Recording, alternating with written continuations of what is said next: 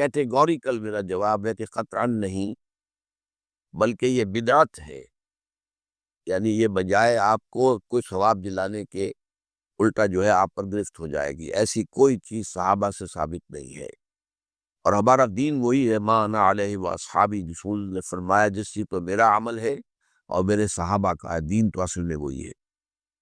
جہاں تک ایصال ثواب کا تعلق ہے، اس میں ہمارے ہاں ذرا کافی مختلف آراء موجود ہیں۔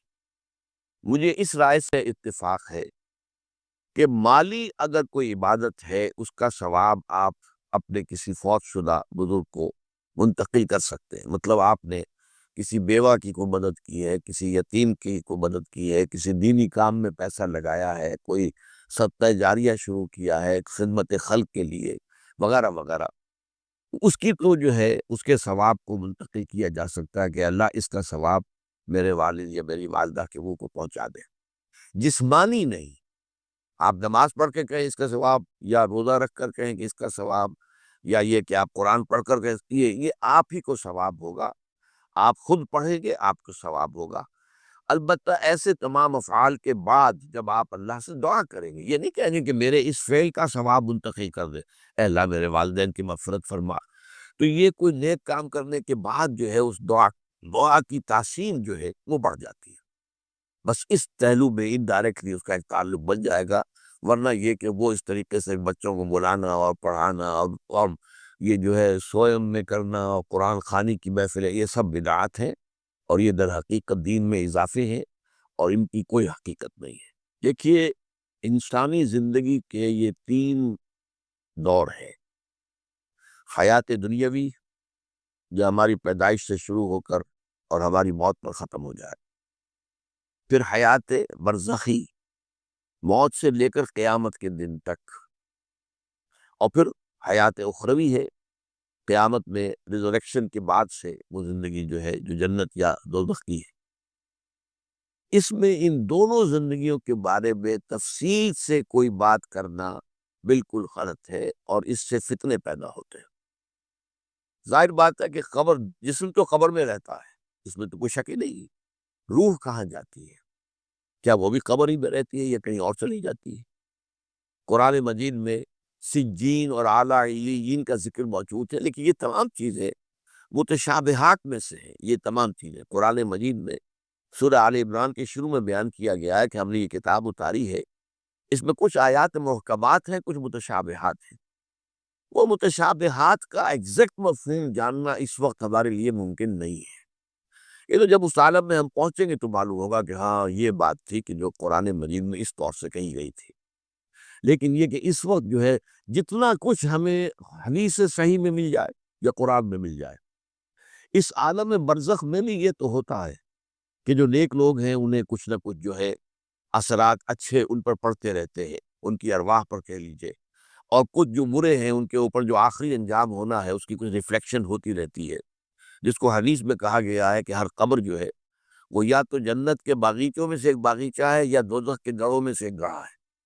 یا کہیں کہہ دیا جاتا ہے کہ کھڑکی کھول دی جاتی ہے اس میں، یا جنت کی طرف سے کہ ٹھنڈی ہوائیں آئیں، خوشبوئیں آئیں، اور یا دوزخ کی طرف سے کہ آگ کی لپٹ آئے۔ دوزخ میں داخل ہوں گے قیامت کے بعد ہی، اور جنت میں داخل ہوں گے قیامت کے بعد ہی، لیکن اس کے کچھ آثار پڑنے شروع ہو جاتے ہیں، وہ جس کو انگریزی میں آپ کہتے ہیں coming events cast their shadows before, بعد میں آنے والے واقعات جو ہیں ان کے کچھ سائے جو ہے پہلے سے آنے شروع ہو جاتے ہیں۔ تو اسی طرح سمجھیے کہ جو کچھ آخرت میں کسی انسان کے ساتھ ہونا ہے اس کا ایک عکس جو ہے وہ عالم برزخ میں شروع ہو جاتا ہے۔ اسی لیے قرآن مجید میں یہ بھی آیا ہے کہ یہ جو آل فرعون تھے یہ صبح و شام جہنم پر پیش کیے جاتے ہیں، اور قیامت کے دن پہ کہہ دیا جائے گا ادخلوا آل فرعون النار، ان کو داخل کر دو آگ کے اندر۔ تو یہ اس حد تک، باقی یہ ہے کہ تفصیل میں جانا، ہاں ایک رائے ہے، یہ شاہ ولی اللہ دہلوی رحمۃ اللہ علیہ کی، اگر ان کی رائے نہ ہوتی تو میں اسے بیان بھی نہ کرتا، لیکن یہ کہ وہ ایک بہت بڑے محدث اور بہت مفکر اور دین کے فلسفے سے بہت بڑے واقف انسان تھے، انہوں نے کہا کہ جو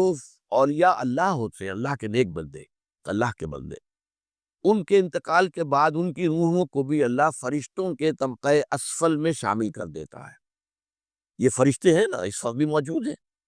ابھی شاید اگلے ہی جمعے میں وہ حدیث جو ہے اس کا بیان آئے گا کہ جب بھی کسی گھر میں، اللہ کے گھر میں کچھ لوگ اس لیے جمع ہو کہ اللہ کی کتاب پڑھیں اور ایک دن سمجھیں اور سمجھائیں، تو ان کے اوپر فرشتے گھیرا ان کا ڈال لیتے ہیں، اور ان پر اللہ کی طرف سے سکینت نازل ہوتی ہے اور رحمت نازل ہوتی ہے، اور اللہ ان کا ذکر کرتا ہے فرشتوں کے پاس، دیکھو میرے بندے، تم کہتے تھے یہ فساد مچائے گا، دیکھو یہ بھی تو ہے نا جو میرے کلام کو پڑھنے کے لیے میرے گھر میں جمع ہے،